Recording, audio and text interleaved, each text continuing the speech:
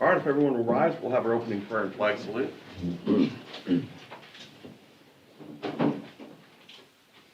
Heavenly Father, thank you for having us here tonight. I pray that you guide us and direct us in the business of the city. Help us in our daily task. In Jesus' name, amen. Amen.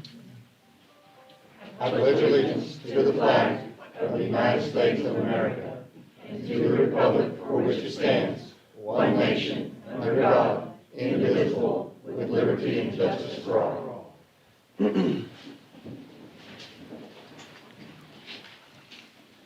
This time I'll call the January 10th, 2022 meeting of the Newcastle Public Works Authority to order. First item on the agenda is roll call. Carl Nell. Here. Mike Fullerton. Here. Tommy Clay. Absent. Gene Reed. Here. Marcy White. Here. Item number 2, discussion and possible action on approval of the agenda. Make a motion to approve the agenda. Second. Motion second for approval of the agenda.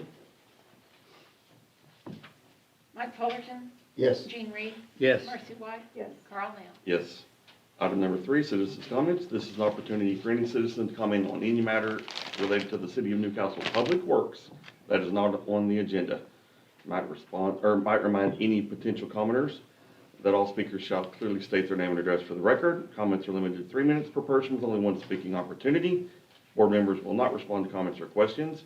The chair may end comment period at his discretion, and prior authorization is required for distribution of materials or to approach the board. This time, is there any citizens' comment related to Public Works? Seeing none, we'll move to item number 4, consent agenda. Is there an item that any member of the board requests be removed from the consent agenda and addressed individually? Seeing none, item number 4, consent agenda. Make a motion to approve the consent agenda. Second. Motion second for approval of the consent agenda. Gene Reed. Yes. Marcy White. Yes. Mike Fullerton. Yes. Carl Nell. Yes. Item number 5, discussion and possible action on any items removed from the consent agenda. Be no action on that agenda item. Item number 6, discussion and possible action on consideration of financing quotes, selection of a financial institution for financing, and authorization for execution of loan documents for the purchase of a new Pierce Manufacturing fire engine. The city actually solicited quotes for the financing of this with, I believe it was 7 different institutions, financial institutions, and we received 3 back by the deadline. One from First National, one from Liberty National Bank, and then one from PNC Equipment Finance, which is Pierce Manufacturing. After reviewing these, staff would recommend First National based on the interest that is paid. We also recommend monthly installments rather than a yearly. Saves us about $4,000 in interest over the life if we pay monthly. Oh, How many months? 36 months. 36 months. Okay. that's a pretty good percentage compared to the other quotes. Yeah. By far the best. Very glad to, very glad for that one as a local as well, so. Any other consideration? Not, I'll entertain a motion. I make a motion to approve the, let's see, I'm not sure how to word it. Approve the Financing bid for, from First National Bank and Trust for the 36-month 1.69%. Second. Motion second for approval of financing bid. Mike Fullerton. Yes. Gene Reed. Yes. Marcy White. Yes. Carl Nell. Yes. Item number 7, discussion of possible action on approval of an easement agreement between the City of Newcastle, the Newcastle Public Works Authority, and the heirs at law of the estate of Randolph Newman DeVille, deceased. This is the easement for the gravity line going from our old sewer plant to the new wastewater plant across the DeVille property, and then also across the Riley property, I believe. The Riley easement has already been received and recorded. This is the agreement. We don't have the actual easement written at this point, but the agreement has been written, and we're asking council's approval on this. And it is for the $60,000 for the easement. And this is a 100-foot wide easement, is that correct? 100-foot wide easement, it's roughly 2.6 acres. Will this complete the requirement, or will there be additional required? This will complete the requirement of obtaining this easement. Of the what? of obtaining the easement, The easement for our line. right, and the roadway.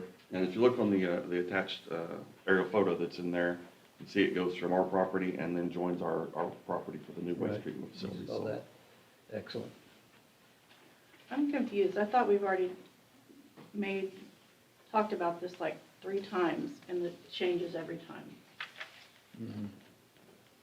Well, there is no change to this one from the last one, other than the portion of the agreement that dealt with the building on Main Street has been removed.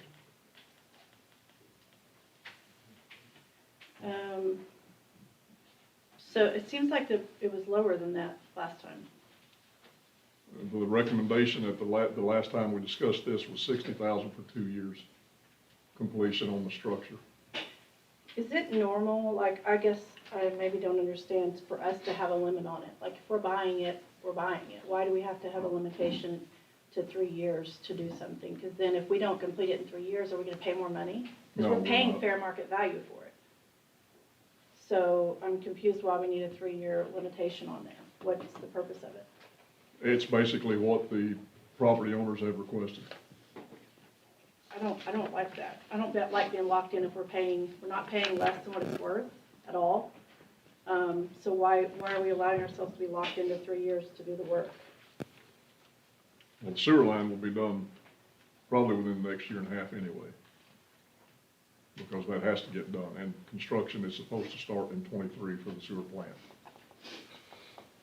And the roadway will likely start at the same time because of traffic congestion on Fox Lane trying to relieve pressure from the schools. Right, and I'm happy for all that, but I still do not like going into agreement where the city is put at risk if we don't build when we're paying fair market value for the land.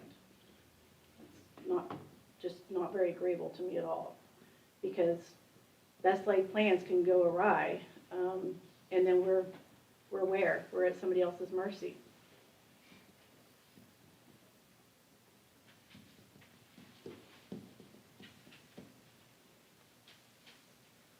What are the risks if we were to miss the 3-year? There's been no stipulations as to what that would entail. what are your thoughts on that, Chris? We've got one kind of similar with a local body authority, and it was just a set, in this case, a 2-year contract, and there were no stipulations. And at the end, it just expires, and you have to renegotiate a new contract unless there's a novation or amendment added to it.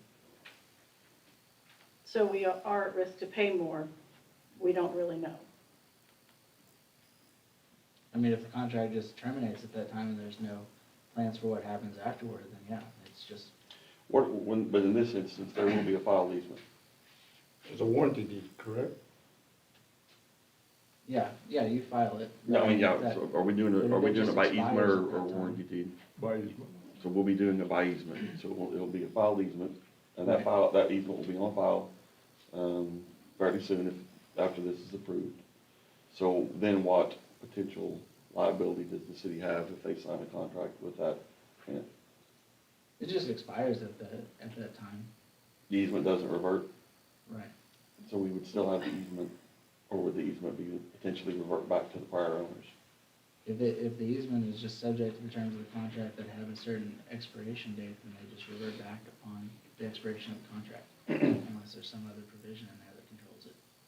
So I just don't understand why we need to have that at all. We're either buying it or we're not.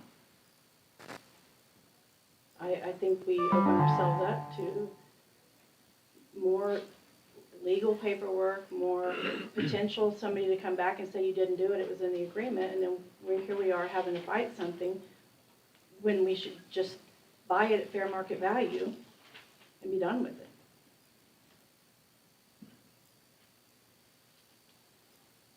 What are your thoughts about removing that time period? Because we got into a time period when the other item was in here. Mhm. We'd set a time limit on that. They countered with the time limit on our construction. That portion was removed from the agreement. So what are your thoughts on removing our time limit from the agreement? Whatever the council's pleasure, I have no. I mean, that's how we got to the time limit in the agreement, because it was tied with the building.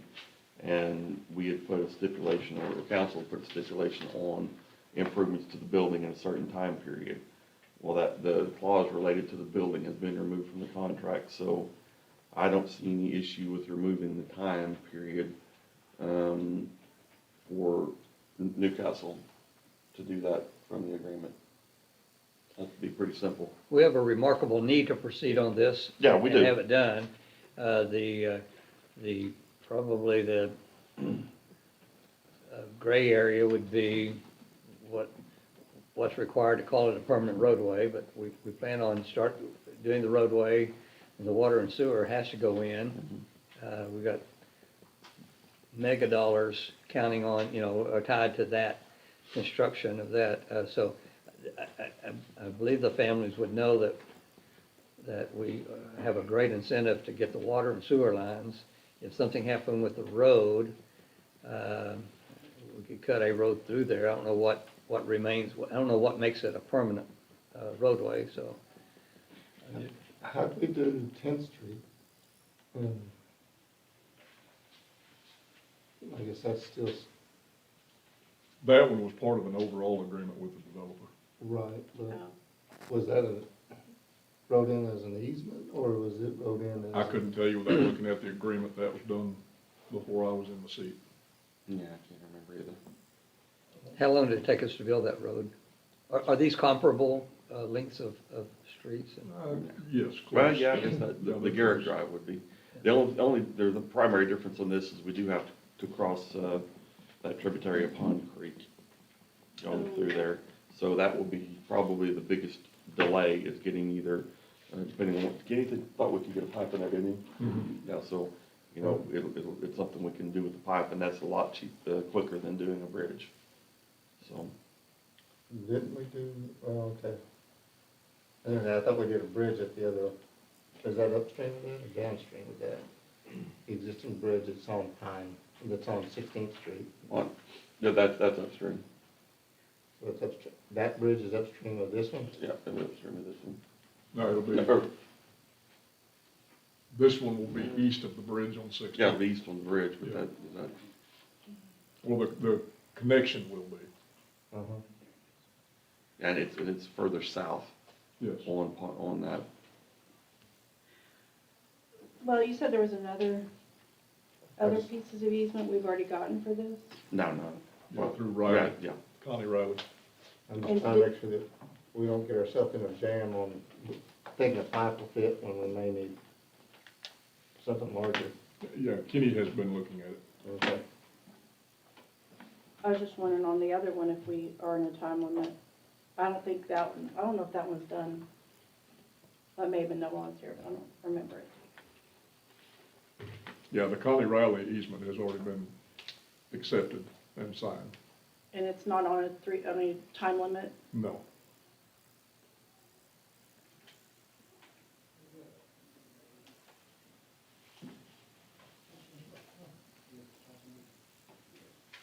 Can we vote on this being stipulation of removing the 3-year?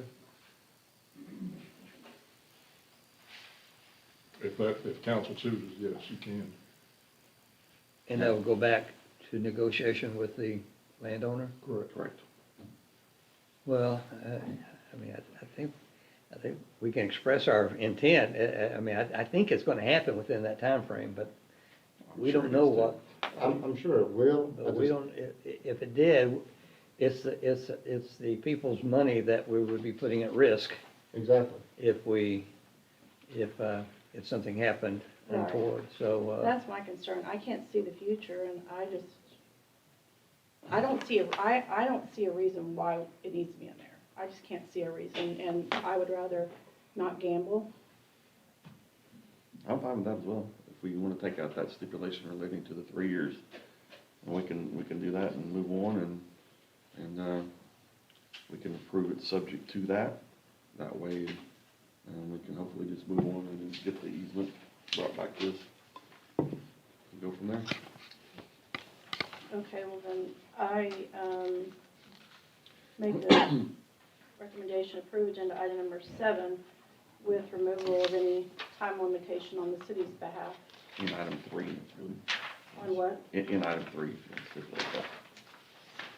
Say that again? In item 3, That's what- that's what- Within the, sorry. yeah, in the. Within the agreement to remove remove the item number 3 with the limitation on completion of roadway, water and sewer lines. Within 3 years, so take that Within 3 3-year, years, 3-year yeah. period out. Remove item 3 out of the agreement. Not the full Not the one, entire item. but just the No. date, just the 3 years. Okay, yeah, so not that last sentence, is that what you mean? Yeah, just take the first one, basically, the First first sentence. sentence, yeah. Okay, first sentence, All right, thank you, sounds Camille, sorry. I didn't realize that I ever started reading it, I I'll understand. second it. Motion second for approval of the proposed agreement as amended. Mike Fullerton, Yes. Gene Reed, Yes. Marcy White. Yes. Carl Nell. Yes. Item number 8, discussion and possible action on approval of funding agreement in the amount of $2 million between the City of Newcastle and Oklahoma Development Finance Authority for participation in the Oklahoma Business Expansion Incentive Program under the State of Oklahoma Community Economic Development Pool Finance Act, Public-Private Partner Infrastructure Pool City of Newcastle P3 project. This is an item that the Assistant City Manager has been working on, and basically will provide funding over the next 3 years to supplement our wastewater plant. The funding revenue. That's not such a bad deal.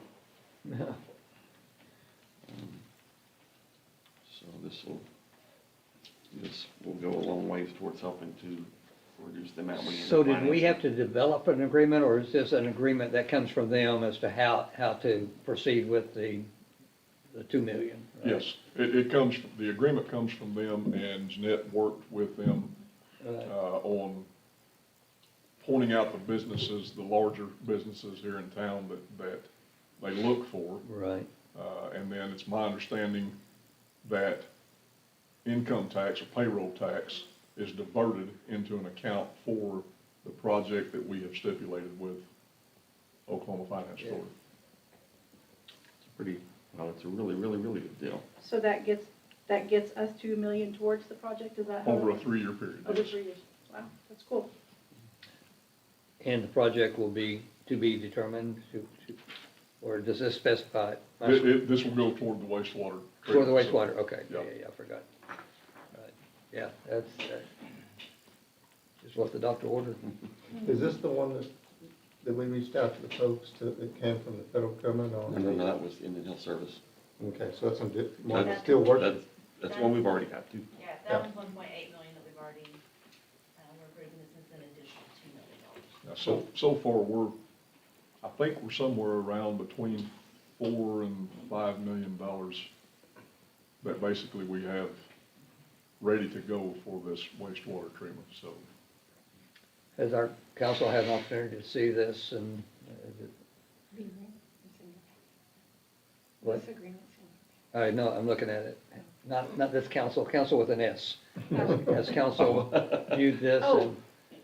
Our legal, Legal Oh, counsel. Oh, council, This, SEL.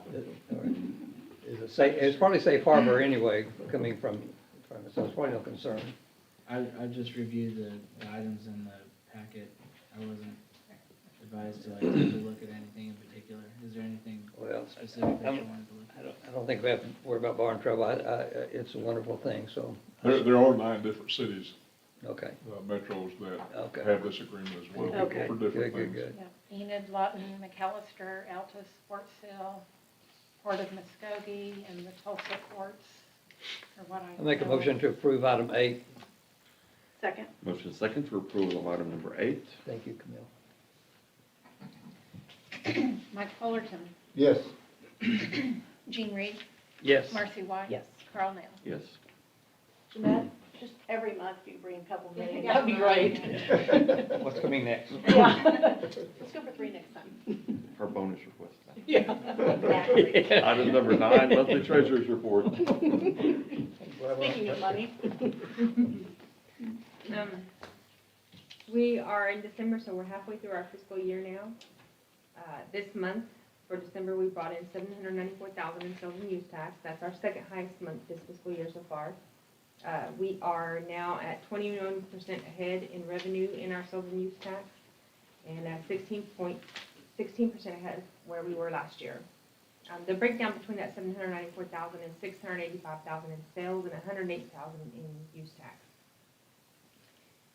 As far as our general fund side, we're sitting at and this is overall revenue, so this accounts your planning department income, your permitting, your assistance inspections, all this.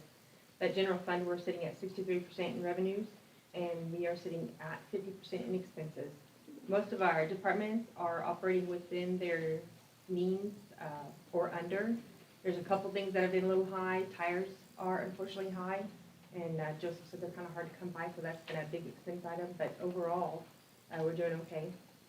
In the NPWA, we're sitting at 57% in revenues and 55% in expenses, and that, again, is due to some high-cost materials and the repairs and everything that we've had to do so far this year, the lift stations and stuff. Our debts, this month, we paid off the fire truck because we got the check from OMAG. The check was $364,000. We put $222,500 towards the loan and paid that off. And the remaining $141,500 we put in to general fund. I think Kevin's going to determine. I think you were going to put some money down on the new loan. Mm-hmm. Okay, all right. We now have 6 loans until we get the new fire truck loan. 4 out of NPWA and 2 out of general fund. Donnie did work to get we got some of the FEMA money from last year's trash pickup, debris pickup, and some of the other expenses associated with that.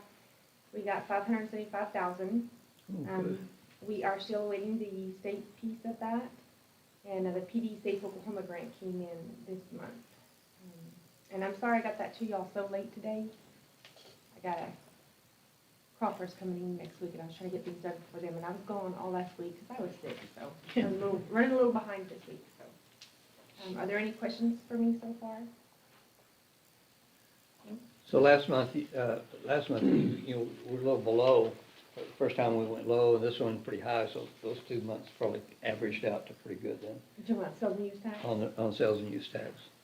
Overall, every month has hit above where we budgeted to be at, so it's good news. Kevin wants to review our incomes, or actually some overall budgets, probably next week sometime, I guess, or sometime this month, I guess. As soon as you get done with Crawford's. Okay, so you'll see some changes to the budget amendments next month. Thank you. All right, thank you very much, Steve. Item number 10, general manager's comments. And I'll piggyback on that just because we got our taxes today for December, January, partial.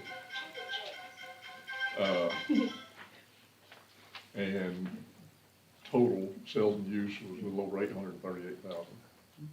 So I mean, I'm not real sure what the use tax is about, but it was over 146,000 in use tax.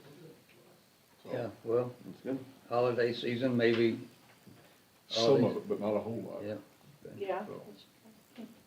And then just on the water side, Kenny did send me some projects today that he is still working on. Several projects, roughly about 8 or 9 that's in the pipeline, and then Luke, I believe, has 4 or 5, maybe 6 projects that we've thrown on his plate as well. So as far as the wastewater treatment facility, he's sending out an RFQ for geotech borings at the treatment facility. And then also we're going to need geotech borings at creek crossings to finalize our pier designs.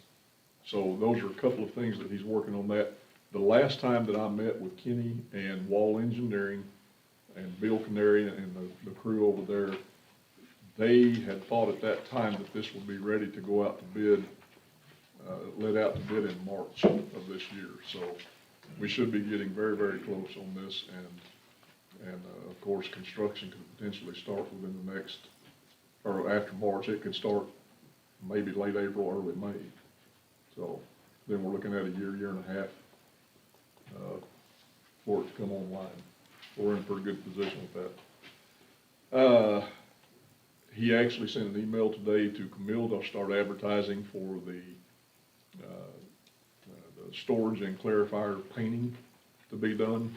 Speaking of the clarifier, they're coming out tomorrow to start repairs on the hangars for the rakes on that clarifier. Supposed to be wrapped up by Friday and operational. We'll see. I have my doubts, but we'll see. Have to throw a party when it's Yeah. up and going. He's also looking at Eunice Street back here. He's now working with Luke, our in-house city engineer, looking at possibly installing some storm sewer instead of deep cuts to accommodate the drainage.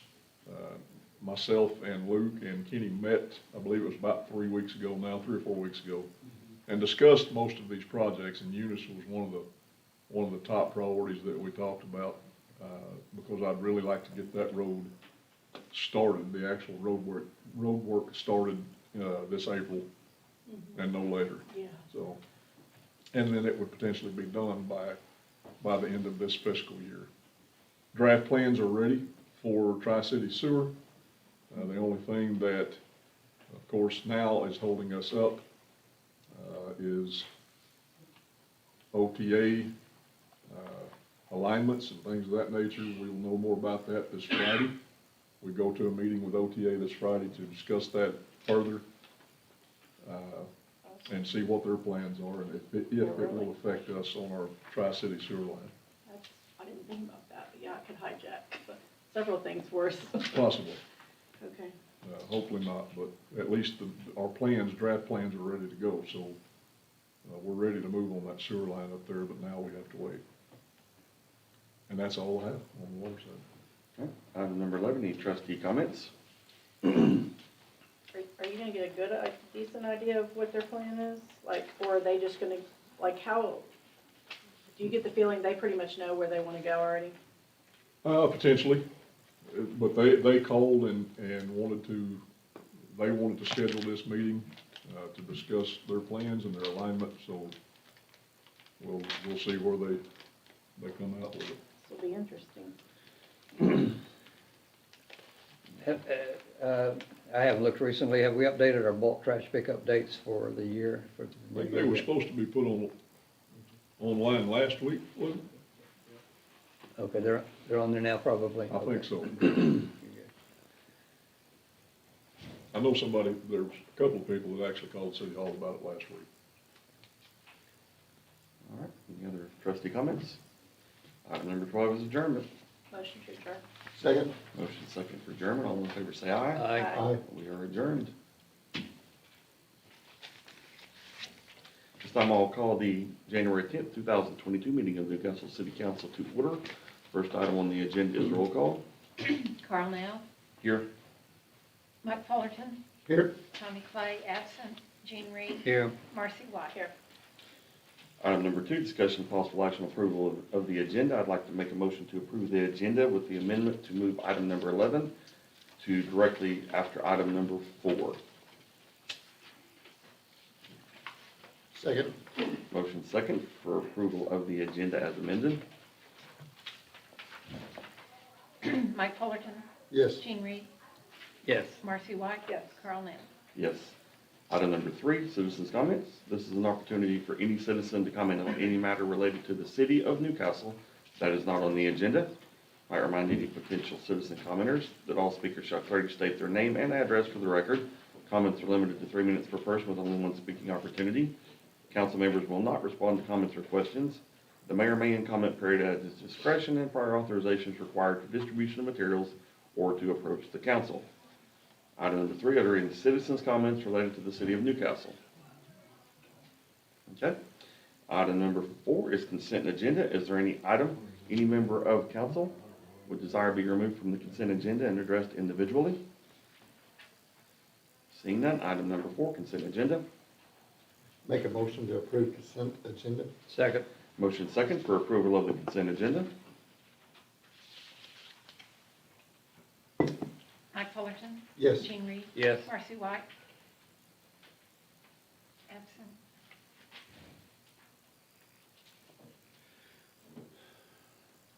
Carl Nell. Yes.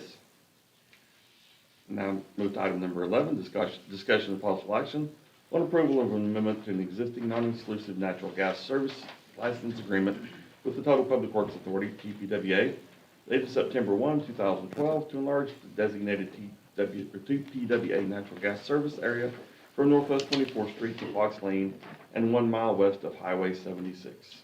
And Mr. David Perryman is here representing the city of Tuttle to discuss this item with council. Thank you, Mr. Self.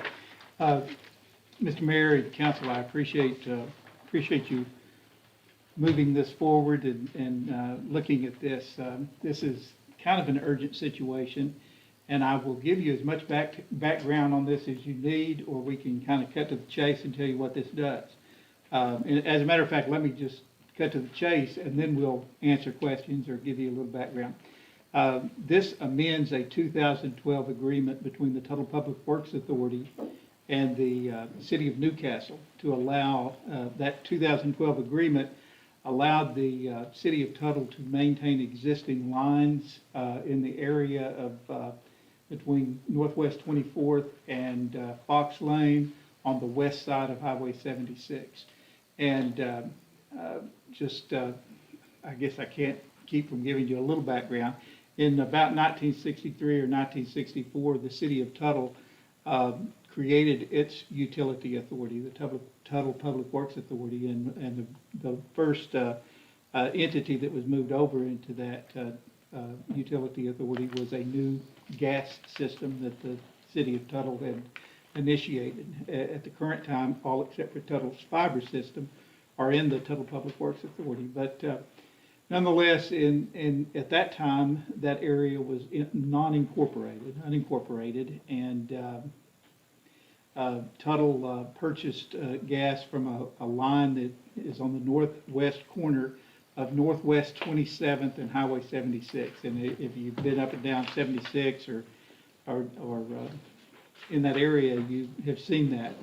And that's existed there since 1963 and 1964. Now Tuttle, because of growth, has additional meters, gates further to the west, but that one has existed there in an unincorporated area until Newcastle annexed. And then when the City of Tuttle had to make some adjustments, well, the Tuttle Public Works Authority had to make some adjustments in about 2010, 2011, we realized that's inside Newcastle city limits, and so we need something, not necessarily a franchise, but something along those lines to allow us to operate and to govern notices back and forth on utilizing that service.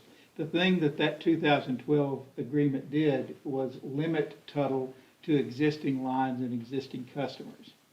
And clearly existing lines. It's, I guess, arguable. When I drafted that, I don't remember saying existing customers, but nonetheless, we have treated that as existing customers.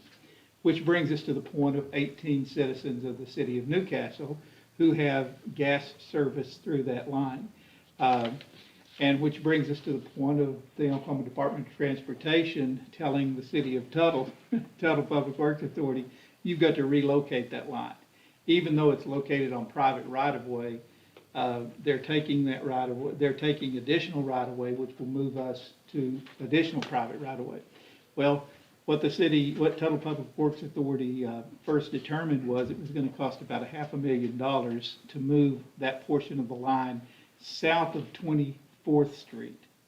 That portion north of 24th Street is the main that goes to Tuttle.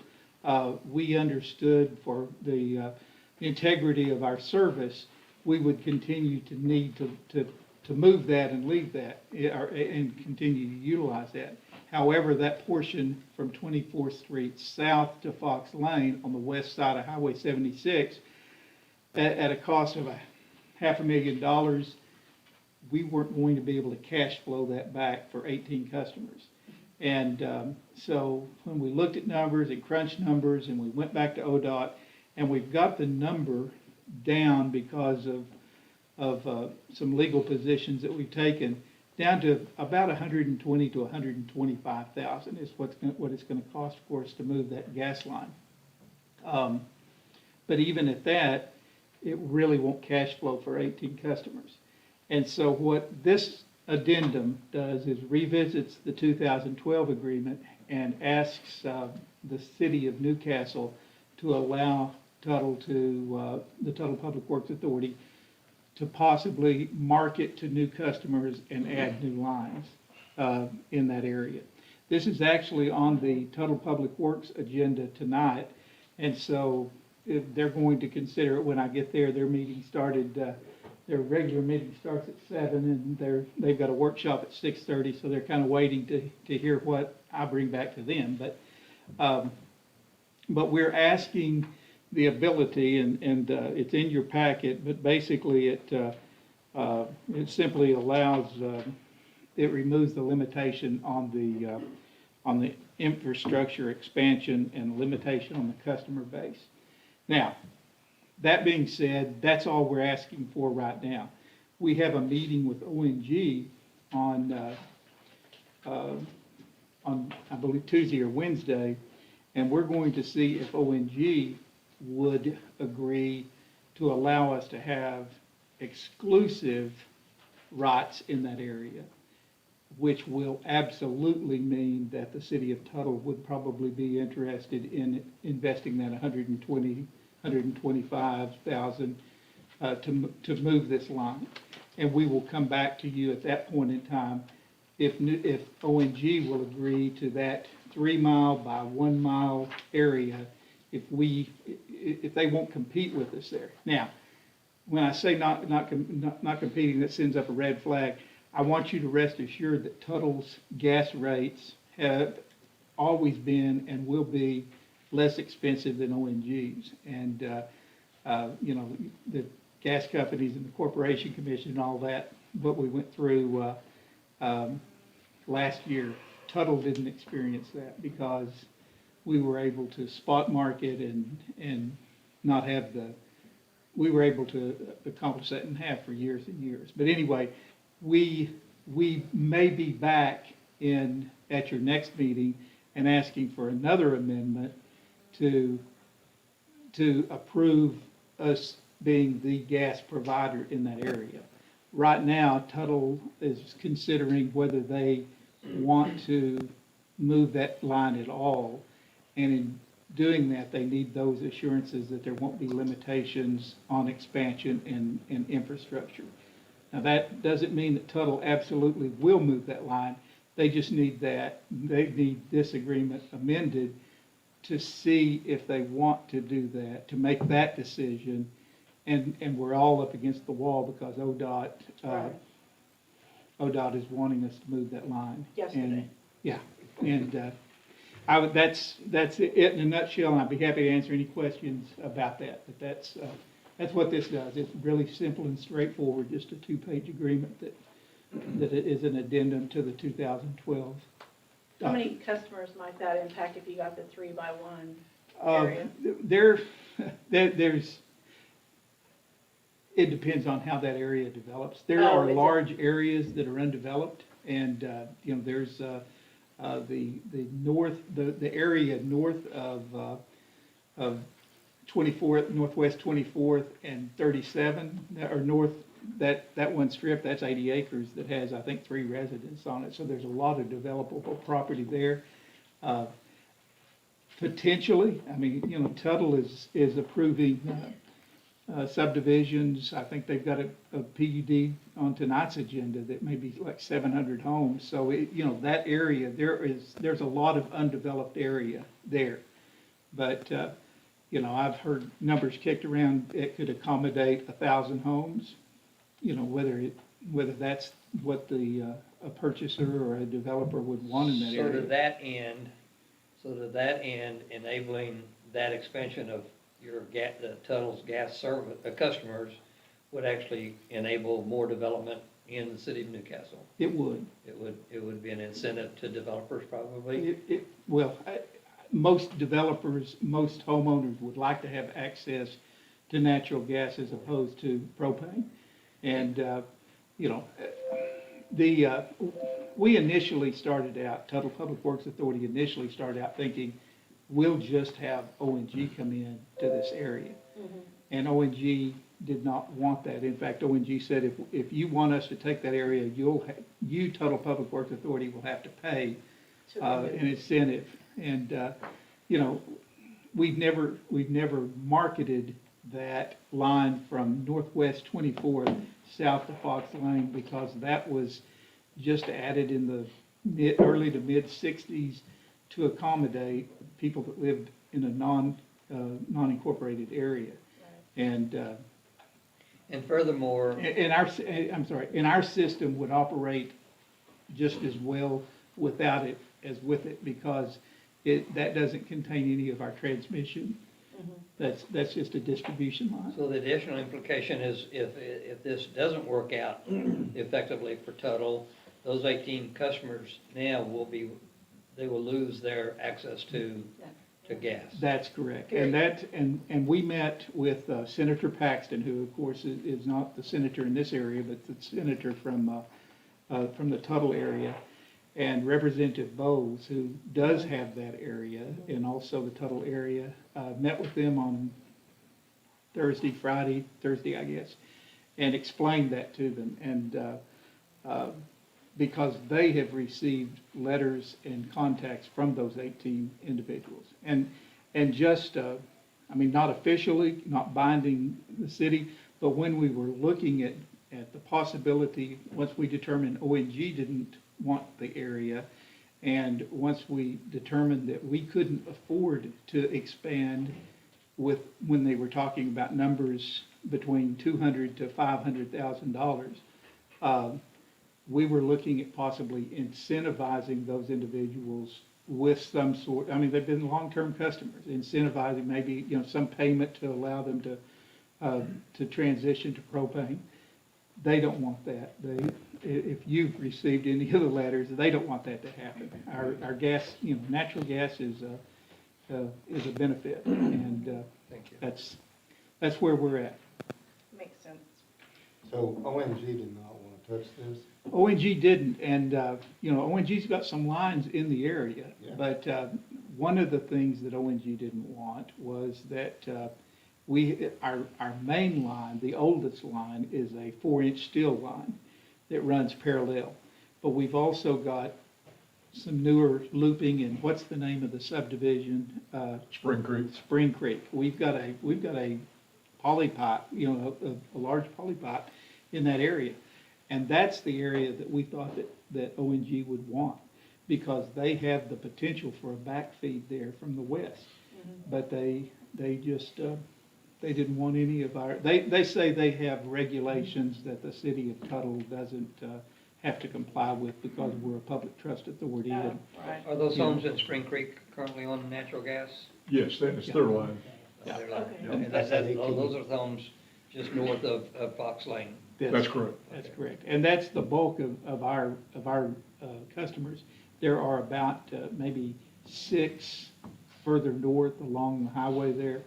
But I think there's 11, 12, 13 that are actually in that horseshoe, in that feed there at Spring Creek. Mhm. Yeah. I didn't know there's that many homes in there. I think they put up more in there than. Okay. I think So the idea here is that they are not gonna compete against you if they don't have anything to do with paying for the move, right? Ideally, they're gonna say, Well, that's our hope, because, Right. If Tuttle is currently asking, just let us expand, let us have the ability to expand, and then Tuttle is going to determine whether they want to spend this amount of money with just expanding and competing. Tuttle believes it can compete with ONG, but we would be more willing to spend Right. money readily if we knew that if we were the provider there. right, But that's not more what this does. security for the expansion, Sure, understood. sure. The only concern I would have, David, is if there was individuals in this new agreement area that wanted gas, and ONG would have been willing to provide that to them, and Tuttle just doesn't want to make the investment to do so. That would be the only drawback that I Sure. could see. Sure, and once again, we understand that, and if ONG, we would have invited ONG at the time to come in, but if that's a separate issue, and we may have to consider that later. I want to take this agreement back to the city of Tuttle or Tuttle Public Works and say, okay, do you want to invest the money that you've got to invest, under this agreement, because we're not gonna fight ONG for exclusivity, and we're not gonna ask Newcastle to give us exclusivity if ONG doesn't want to give us exclusivity, and they may not, they may say. And so we never take it to another amendment, we just leave this as it is. All right. Is there any public comment concerning this agenda item? All right. Thank you very much, David. And once again, finally, I don't want to mislead anyone. This doesn't mean that Tuttle is binding. If this agreement is reached tonight, and even if Tuttle approves it tonight, it doesn't close the books on Tuttle still saying, we're not going to spend that money. But it will at least give them some incentive to take care of those 18 customers and more. Yeah, enabler. So there's more to be done, there's more to be done after this before it's all Well, decided. it's possible. This will be the end of it if ONG says no exclusivity. Then this is what we will work under. But we could be back next month if ONG is not objectionable. I'm making a motion to approve agenda item number 11, agreement to non-existing, to make. You don't have to read it. Thank you. Agenda item 11. There you go. Thank you very much. Appreciate it. Motion to have a second. Second. Motion second for approval of agenda item number 11. Mike Fullerton, Yes. Jean Reed, Yes. Marcy White, Yes. Carl Nell. Yes. Thank you. Thanks, David. Have a good evening. Item number 5, discussion of possible action on any items removed from the consent agenda. Be no action on that agenda item. Item number 6, planning commission recommendations. Item number 6A, public hearing, discussion and possible action on recommendation for approval of application for rezoning from A agriculture to PUD planned unit development for Carolwood LLC, Roland Miller, a property located in the southwest quarter of section 9, township 8 north, range 3 west, Indian Meridian, McLean County, Oklahoma, and for adoption of ordinance number 898. Property address 32242 Southwestern Avenue, Newcastle, Oklahoma. Case number R 2021-015.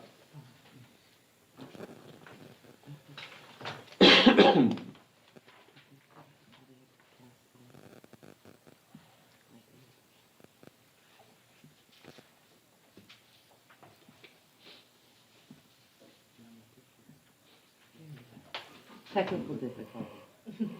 Got it.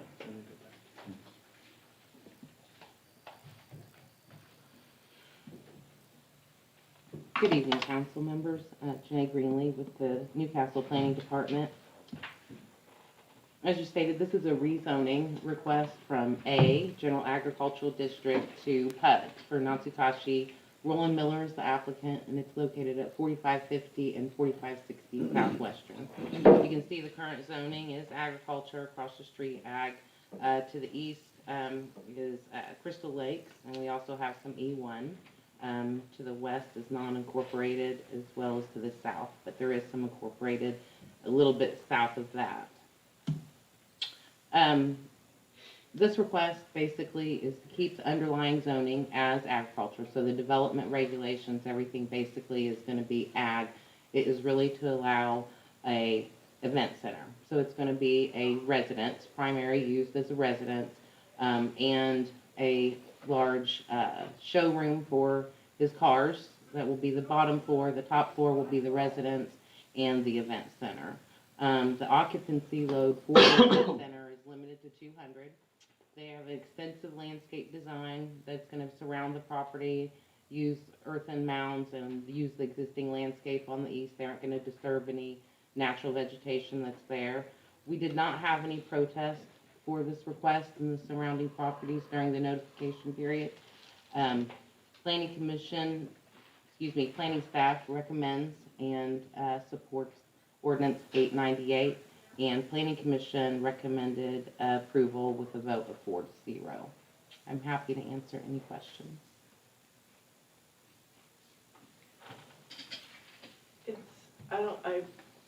Zoning is kind of my weakness a little bit, so it stays agricultural even though it's an event center? So it's a PUD, and so in the planned unit development is what we write as the underlying regulation will still remain agriculture.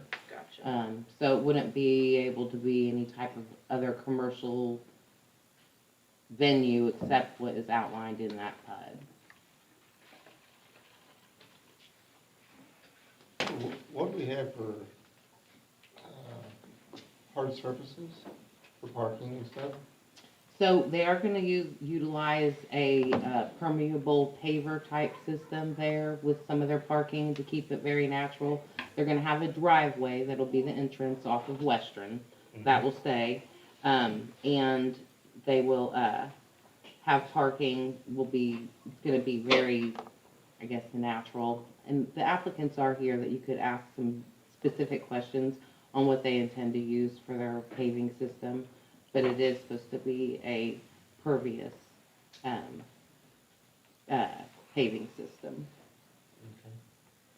They still will meet the ADA requirements for handicap parking and accessibility as well. Okay, That's what I was that's one of my questions that I Yes, have. yes, sir.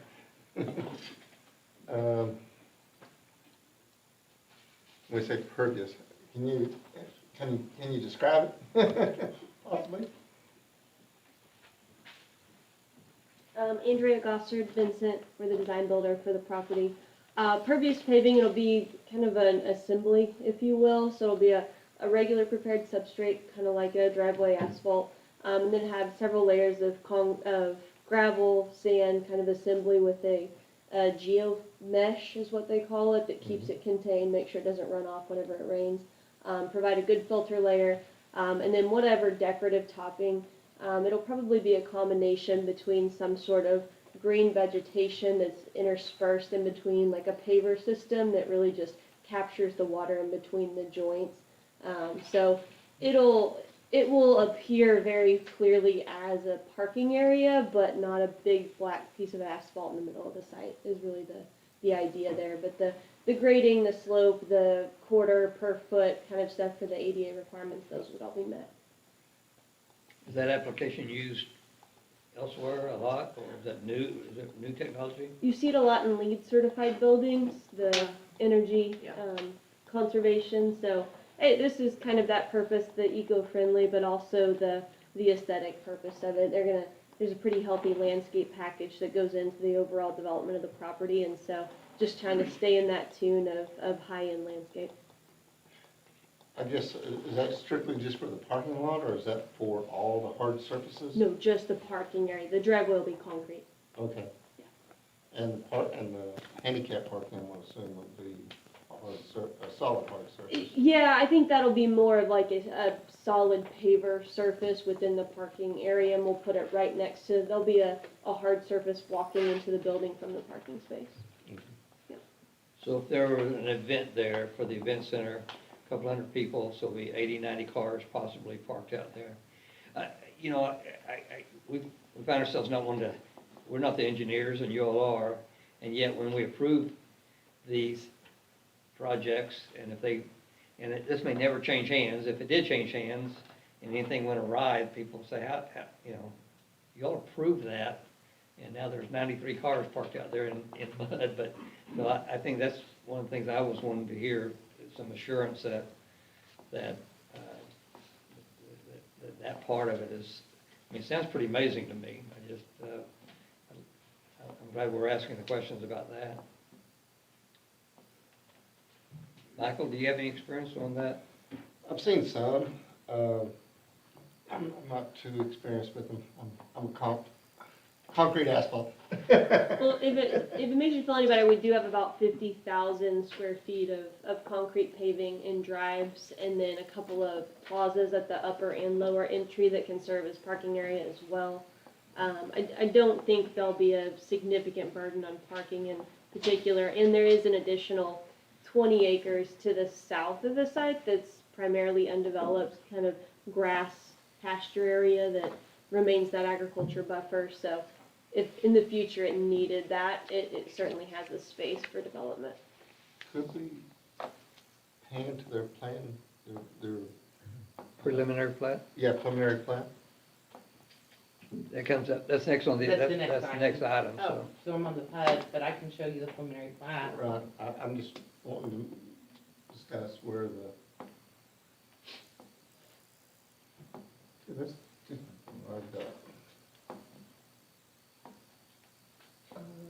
looking at C 1.0 H. And that's part of the PUD document itself, not the That's the plat. PUD document. Yeah, it's got a different parking down here on the south end. It's showing, Because it's not paved, you can, Oops. oops, sorry. She's quick. Sorry. there's a curb cut right here, and right here, this is the parking forest Okay, area. I'm- Yes, sir, yeah, that's the area of parking. They put it in there for a count, just to get the layout of it Okay, correct. all right, and what would be the parking, what would be the surface on that? That's the pervious parking That's right there, pervious yes, parking. sir. Yeah, that Okay. existing pond there. Yep, and now, all the other right drive by the is highway. concrete. Okay, So how is this different, sorry, I have to get my education here. How is this different than if we were to zone it as commercial, like as far as what they're having to do? I hear this, some of the stuff I would expect with commercial, but are there other differences doing it this way than rather zoning it commercial, because it would be commercial use? We actually had that discussion, and my recommendation, and you can see from, let's go back. If you look, we got a little bit of CC2 here, a lot of ag. When we had our kind of pre-development meeting with the applicants and their engineers and team, my recommendation is to leave the underlying zoning as ag, because you don't want CC2 abutting a single-family residential, because then it could be anything. It could be Walmart, it could be, Right. which I'm not Okay. saying that those are bad uses, it's just the No, location of it's just a that. drastic change. Yes, So like if they sell or move, the new owners of the property, would they have to go through their own? Or does that stay as the PUD? PUD stays in perpetuity. Okay, The okay. thing- Okay, I was just making sure I understood it. Yes, ma'am. That helps. Yes, And yeah, ma'am. I see that, and that is a consideration, that it doesn't drastically change it for anybody around them, which is helpful, so, okay. And right now, I do have to say as well, just to back that up, their preliminary plat and the PUD that controls this land here, it can't be used or developed any further than what they're proposing in their PUD. Gotcha, okay.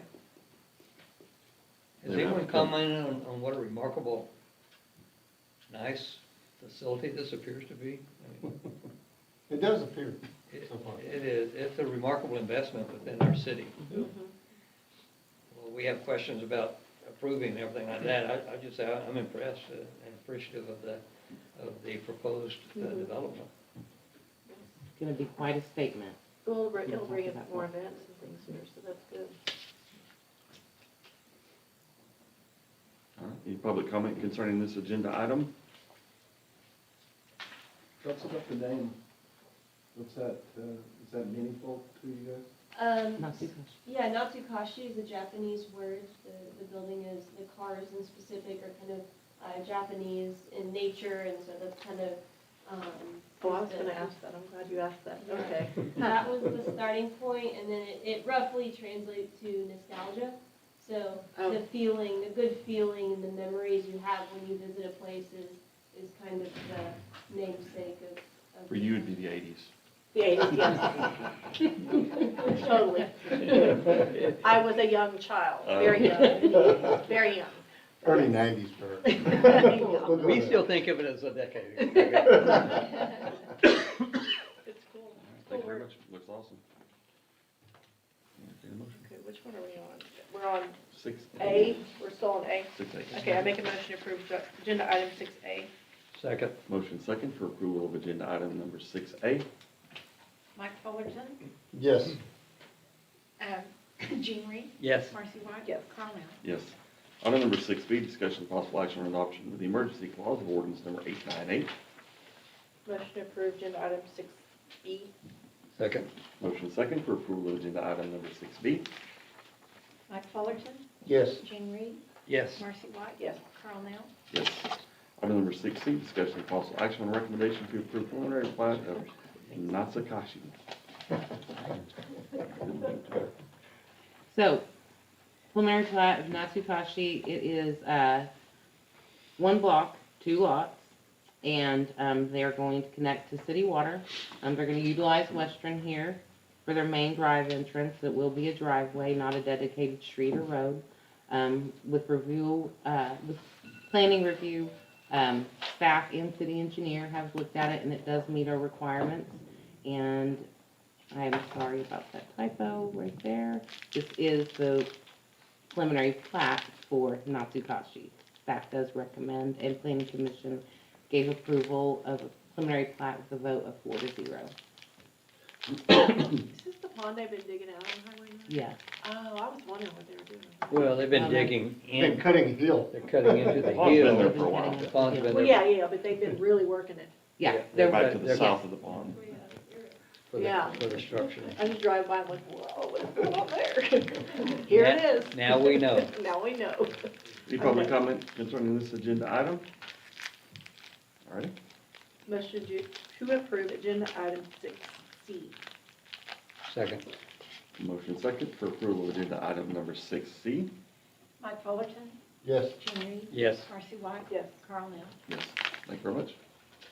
Item number 6D, public hearing discussion and possible action on the recommendation for approval of application for rezoning from A Agriculture to PUD Plan Unit Development for Billy Ray Taylor and Barbara R. Taylor of property located in the east half, south, and southwest quarter, of section 24, township 9 north, range 4 west, Indian Meridian, McLean County, Oklahoma, and for adoption of ordinance number 901, property address 1931 Southeast 16th Street, Newcastle, Oklahoma, case number R 2021-011.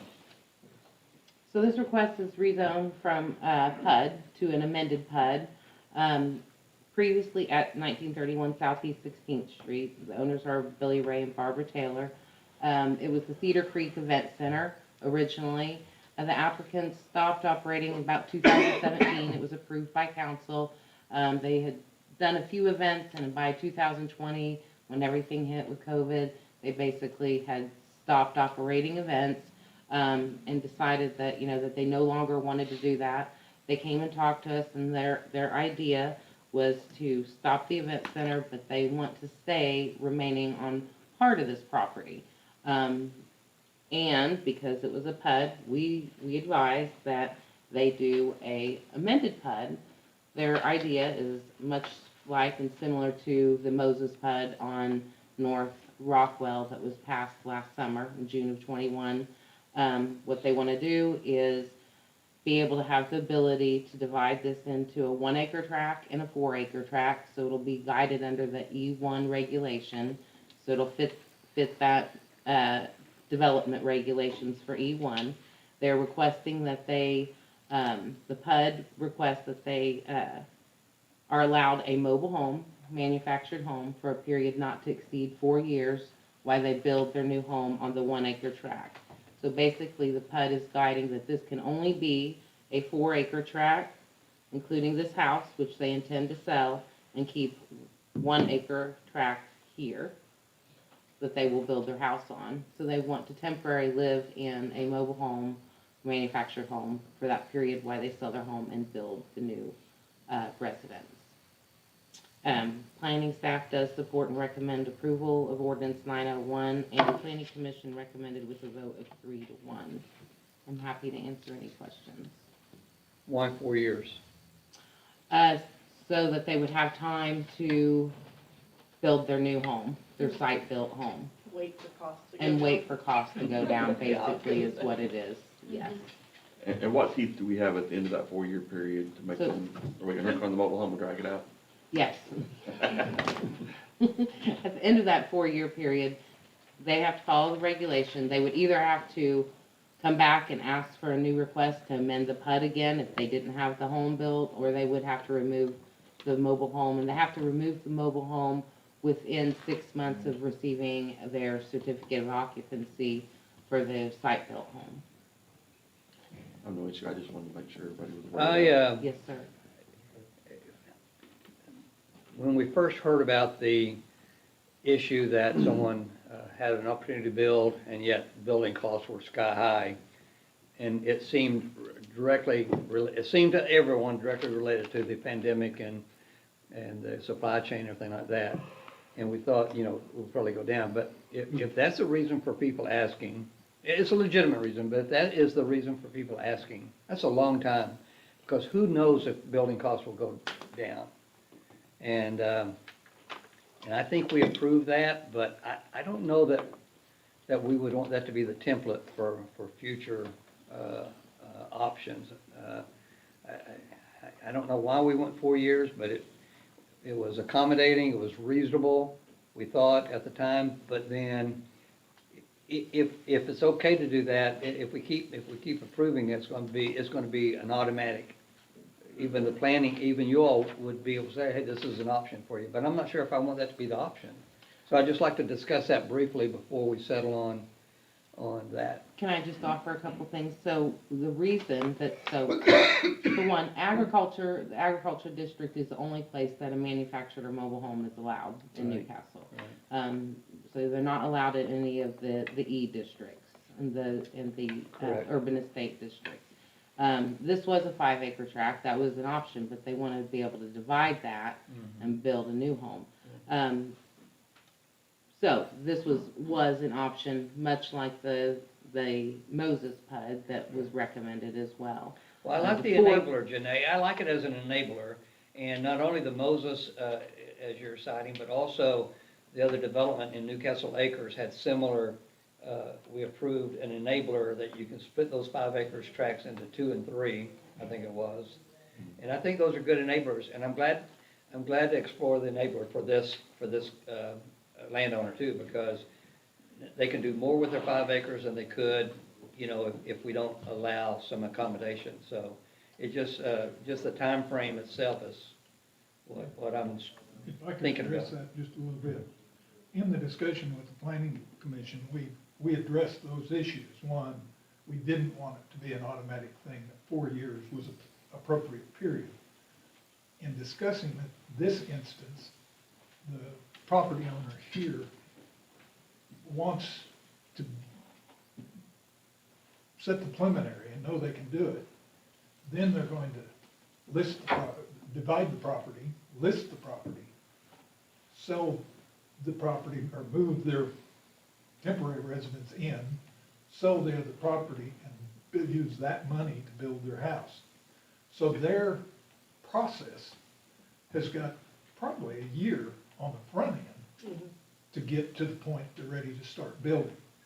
And then you start looking at how long do you want to allow for the building period and the finish out plus a little gotcha. And that's how we got to the 4 years. We did have specific statements made that 4 years isn't an automatic.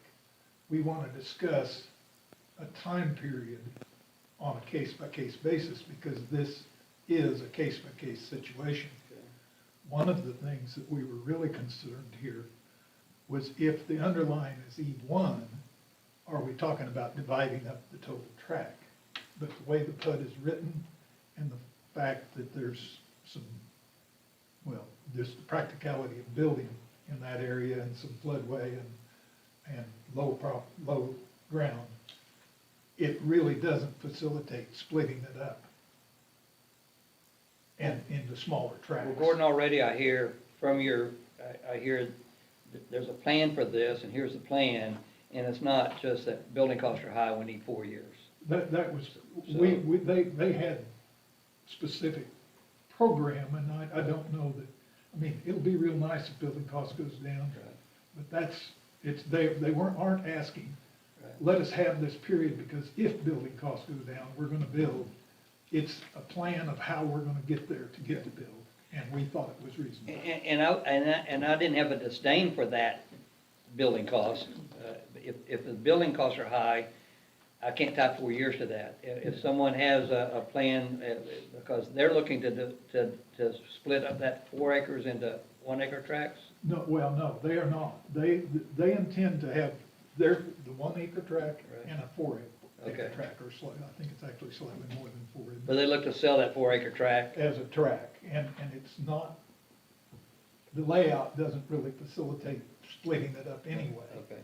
And one of our concerns was, in this area, we didn't really want to start breaking it up into the 1 acre tracts, because that's not what the neighbors are.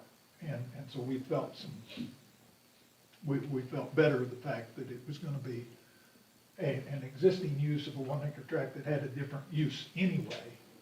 And a new home in there, I think will be acceptable to the neighbors and That helps me.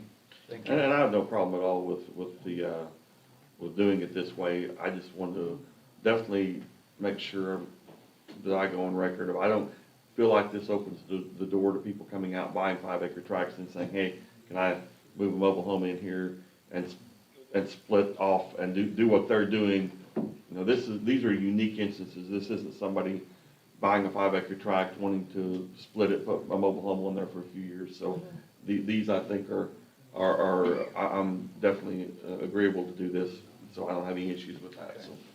Carl, if I could add one more thing, and these are existing long-term Newcastle residents, and similar to when we divided up the Grigsby Edition lots, it's a practical resizing for an existing citizen. I agree. Not somebody coming in. Right, to do yeah, development. right, and I just wanted to make Right, that clear. right. Is there any public comment concerning this agenda item? All right.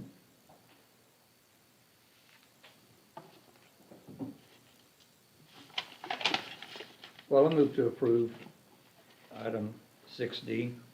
Second. Motion second for approval of item number 6D. Mike Fullerton, Yes. Gene Reed. Yes. Marcy White. Yes. Carl Nell. Yes.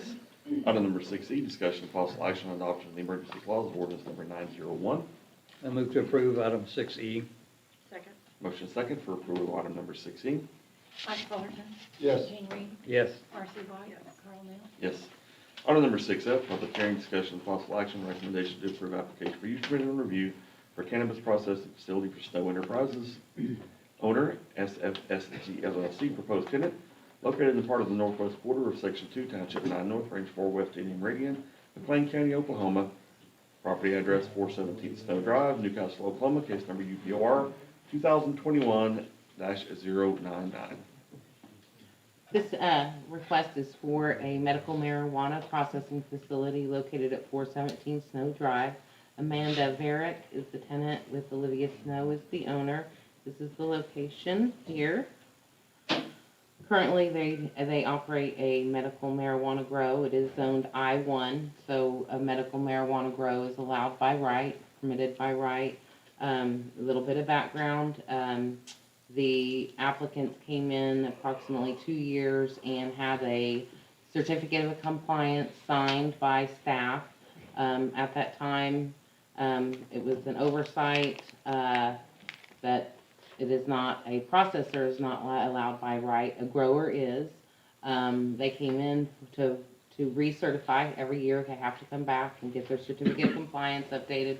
We realized that it did not in fact have a UPOR, and so we signed it with the understanding that they have to meet and have the UPOR to continue to operate there.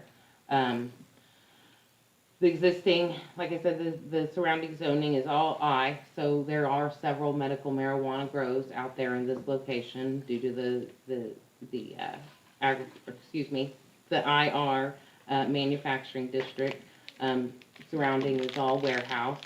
And staff does recommend approval of the UPOR 2021-9. I do need to state also, I apologize, back up, the square footage of this processing is only 240 square feet, and there is not public access to this facility.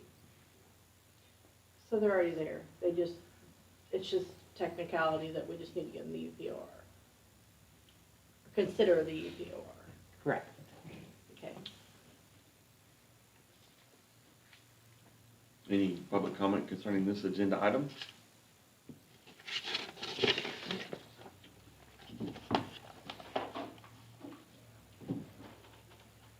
Make a motion to approve agenda item 6F. I'll second.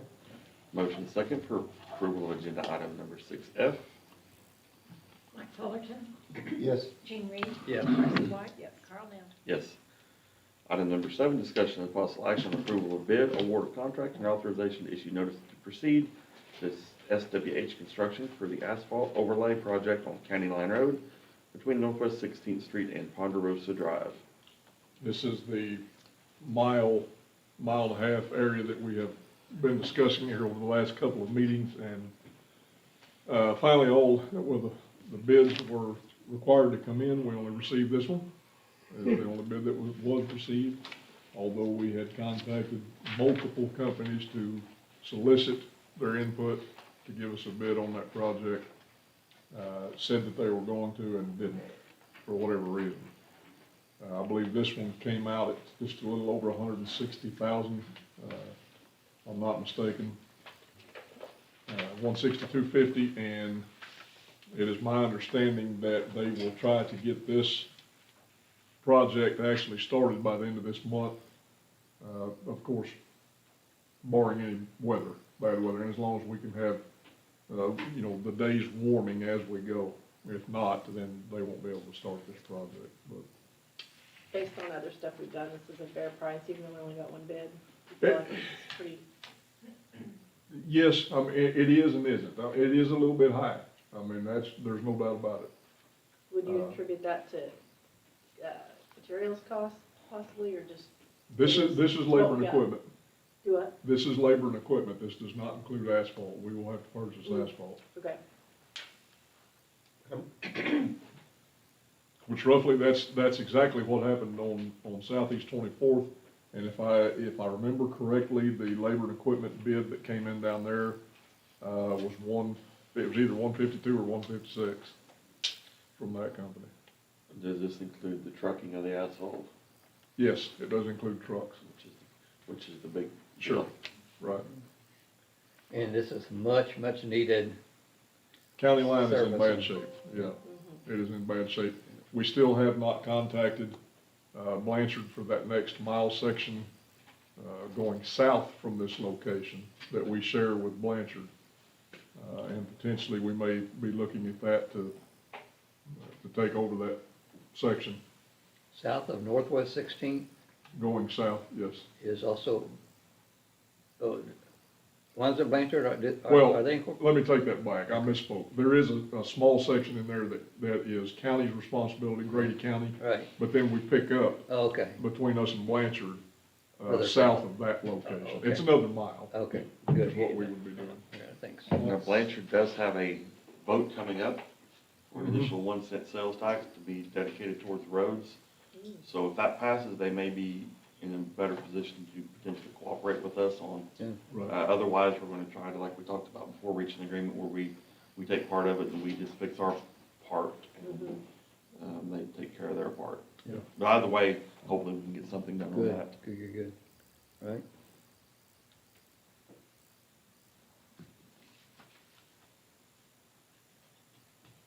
Make a motion to approve agenda item number 7.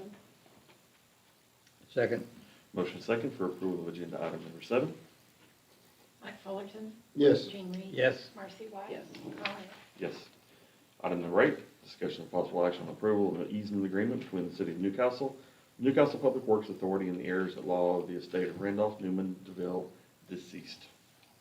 The exact same easement as on NPWA. I'll go ahead and make a motion to approve that, taking out the first sentence of item number 3 relating to the time period. Second, Motion second for approval of the agreement as amended. Mike Fullerton, Yes. Jean Reed. yes. Marcy White. Yes. Carl Nell. Yes. Item number 9, discussion and possible action on approval, funding agreement in the amount of $2 million between the city of Newcastle and the Oklahoma Development Finance Authority for participation in the Oklahoma Business Expansion Incentive Program under the State of Oklahoma Community Economic Development Pool Finance Act. Public-private partner infrastructure pool, City of Newcastle P3 project. Did I do that one earlier? I move to approve item 9. Second. Motion second for approval item number 9. Mike Fullerton, Yes. Jean Reed. Yes. Marcy White. Yes. Carl Nell. Yes. Item number 10, discussion and possible action on approval of scheduled holidays, events, and other significant dates for calendar year 2022. Camille, you want to speak to that one? Well, You're the one that put it together, I guess. it's in your packets, Can you post it, page 141? yeah. 141, I don't believe there were any significant changes, except we did do the Christmas in the Park again on the, I believe, the first Saturday of December.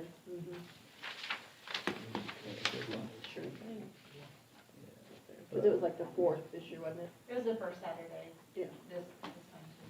Yeah, I And think it Independence probably, I'm Day trying to get to my is copy here. I think I Second, moved the it. second, that's a good plan. It's- Oh, yeah. McDougal would be pleased that we're not over a week away from the holiday. Right. And in July, yeah. And we meet his standards. And it's still in July. And it's still- Yeah, it's in July. All right. So all the holidays are we haven't added any holidays for the benefit of the employees. It's city council holiday. There it is. Got it. So if you have any questions, I can probably answer it. So does this need approval? Yes, we do this every year. Move to approve item 10. Second. Motion second for approval of item number 10. Mike Fullerton, Yes. Jean Reed, Yes. Marcy White. Sorry, who's got that? Yes. Carl Nell. Yes. I'm just so quiet. Item number 12, city manager's comments. This is a signal. I sent out the city manager's report, although it was relatively short, just because I was gone for 2 weeks, and so was everybody else pretty much. The biggest thing, and the most important that we are dealing with right now is trying to keep staffing going, because we do have a lot of COVID cases that keep popping up, and that, literally, I am getting a phone call from a department head every single day about an employee that's tested positive or has been exposed. So, the school also put out today that they have a large spike of cases, and sounded like, just by reading between the lines, that they may be considering virtual here in the near future if something doesn't change, so. What's your what protocol? I should probably know it, but that they're going on, is it like 5 days after last day of symptom like the schools? Is that what? No, I'm sorry, but I don't agree with that. No, that's fine, I'm just You know, curious. I know that that's what CDC has come out with. But if an individual tests positive, an employee, they'll still be off for 10 days. Yeah, no, that's okay, I just was curious what you were using. I mean, people are being told, and right or wrong, I'm not a doctor, don't get me wrong, but people are being told 5 days, if your symptoms are improving, you can come back, but you're gonna have to wear a mask for 5 days after that. Well, they're still telling people right now that don't test until the 5th day because it probably won't show up. So that makes no sense. So we're gonna stick with the 10 days. Now, if you're just exposed, then the employee's asked to stay off for 5 days, and on the 5th day, if you can get a negative test, come back and work. Yeah, okay. That makes sense, and that's what City of Norman's doing, that Jeff had to do it last week, and that's what they're doing too. I was Yeah. just curious how we're trying to mitigate, because I think that's safer, especially with this, how fast. I'm not sure I it's transmitting understand. now. Well, it is. I mean, this variant that they're talking about, it is spreading very rapidly, but thankfully, every report that I've read, and but commentary on news or whatever is saying that this variant is not near as severe. Yeah, it's pretty mild. So hopefully, we can get through this thing and Yeah, move on. I know. Well, regarding that, Kevin, speaking of our school, to cite our superintendent, she said it may not look like they're doing a lot regarding COVID. They're making it look like they haven't been infected, but they're really infected. And I know you are too, so commendation or kudos to you and those who are putting in extra time to cover. So Yeah. we appreciate it.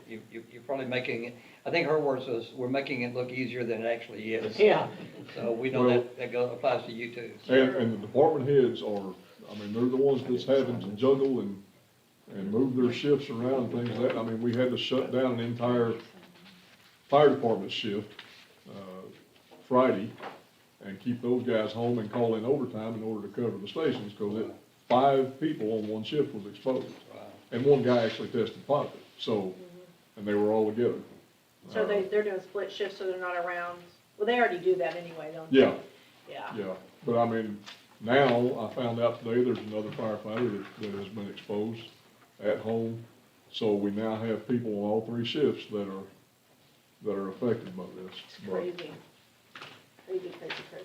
And very hard to get tests. Yes, and the entire water department last week, we had to break them up and put them on, different schedules and whatever to try to keep them separated, because one individual in the water department came in contact with every single employee, and that employee was positive. So, There's really not a way, it's laughable, but you just do what you can. well, I mean, I mean, what do you do? Yeah, we have to keep, we have to keep services going. right, I mean, especially emergency services, and water is extremely important. yeah. If we have leaks or anything like that, people are out of water, we can't do that either. So, Kudos to you guys. Well, best of luck. Got our support to do what you need to do to keep it going. we'll be fine. Yeah. That's all I have. Dan, all right, item number 13, any council member comments? I have a comment that I don't need to ask about the water clarifiers. Yes. Oh, yeah. No. Rockwell looks very well. What's that? Yes, the ride's very smooth. Rockwell. Ah. Yeah, it's not. Hey, Kevin, this is not an action for your staff to take now, but just goes without saying, we have an eyesore still on that well side there at Highway 130 in Rockwell. Yes. The shipping containers continue to be there. We were very accommodating, we bent over backwards, and I think we as a staff, I look forward to us revisiting our, it's time, we need to update our ordinances, before the next wave of expiration. We're all oil positive. We test positive for oil, and I'm fine with that, but they need to do, our citizens are tired of seeing some of the old shipping containers around, so. It's not high on the agenda, on your priority, but just keep it in mind too, unless you've got an update for us on that, but.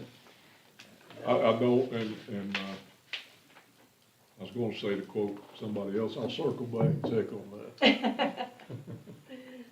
Oh, yeah, well, that's, no, thank you. No, my last conversation with EOG, I was told that they were supposed to start coming in, I know. and that was right before I went on vacation, so I will get back in contact. They stand with before us and tell us we can trust them. Yeah. And we No, I get it. we try to, so, thank you. Any other council member comments? Item number 14 is adjournment. Motion to adjourn. Second? Motion is second for adjournment. All in favor, say aye. Aye. Any opposed? We are adjourned.